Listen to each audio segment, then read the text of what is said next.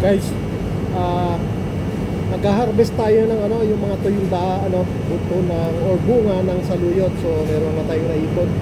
At ginagawa natin ito para meron tayong pantanim ulit sa susunod na pagtatanim.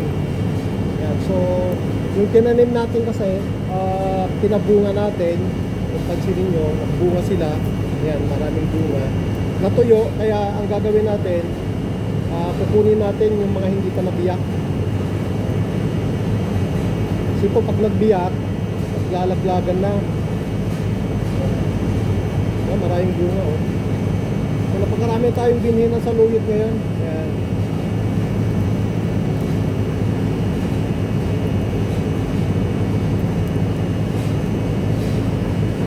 Tulad po niyan, pag nabiyak, ayan, pag nabiyak, lalaglagan na yung mga buto. Ayan, ganda yung buto. Yan. Kaya hindi tayo nawawalan ng binhi ng saluyot. Nag-ibiyak na naman, oh. Ayan, naglalaglagan. Ganun lamang po ang propagation ko ng saluyot. Nahayaan ko munang may tumanda o tumanda yung mga puno, tapos kukunin ko yung mga bunga kapag tuyo na. Kasi tatago ko lang po ito for safekeeping. Ganun po itong saluyot na to, open pollinated po siya. Kaya pwedeng itago yung mga buto.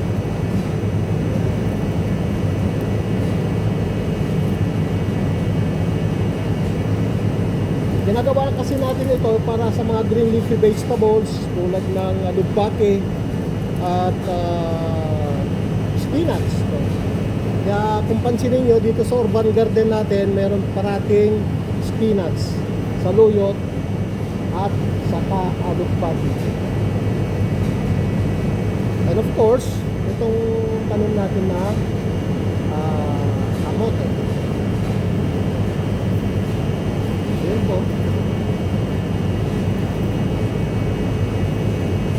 So now may matutunan po kayo ulit sa ating pag-urban garden. Shinare ko lang kung paano ako nagpe-preserve ng mga binhi ng green leafy vegetables dito sa ating urban garden sa tuktok ng building. Alright?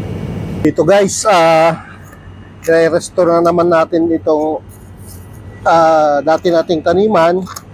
So hahaluan natin ng loam soil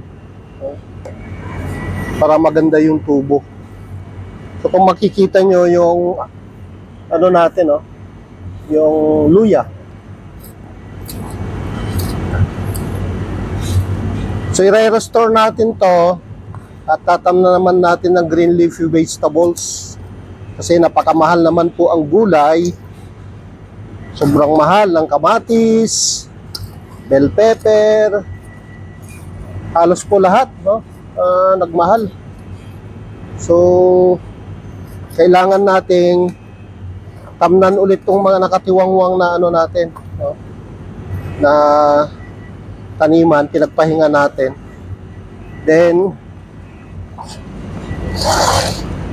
lang natin, dadagdagan lang natin siya ng loam soil. Yan. Luhaluin lang natin. So maraming tumubo dito kasi na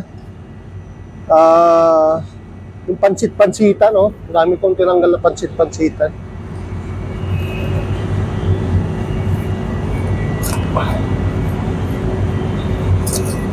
Uy, may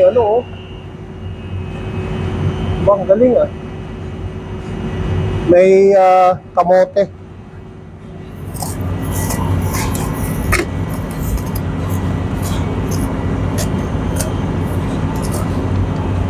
Yan ang problema, nabutas pala.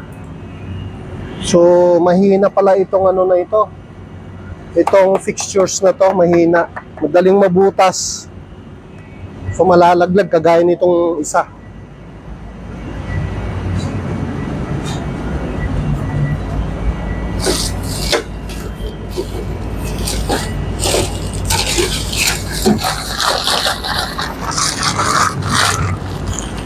Takpan na lang natin ang sako.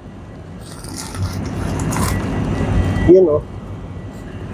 So ang ganyan lang tatamnan natin. At ito, kamote dyan na lang.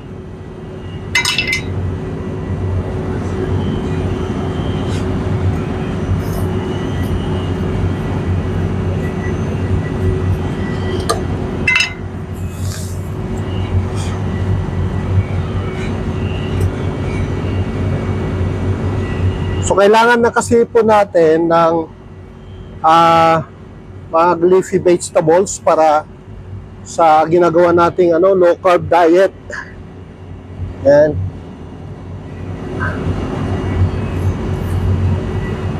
I-mix lang natin. So siguro isang taniman na lang natin to, alisin na natin to kasi marupok. Marupok po siya. Yan. Right. Tagal lang natin. So itong isa, no, hindi na natin yan, lalagyan ng lupa. So dito po magbubudbud tayo ng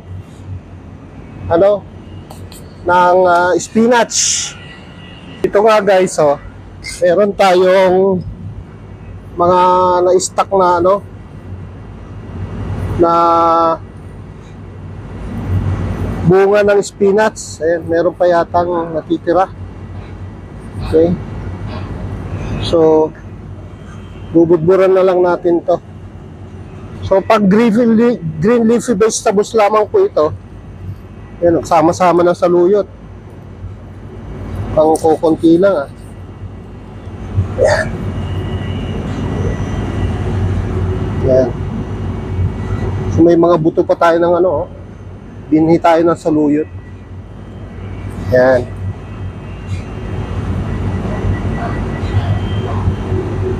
Anyway, may natitira pa naman mga buto. Yan. So yun po kainaman na meron tayong mga tinatabi na buto. Kagaya na po ng mga spinach, saluyot, para meron tayo parating itinatanim. No? Yan. Okay.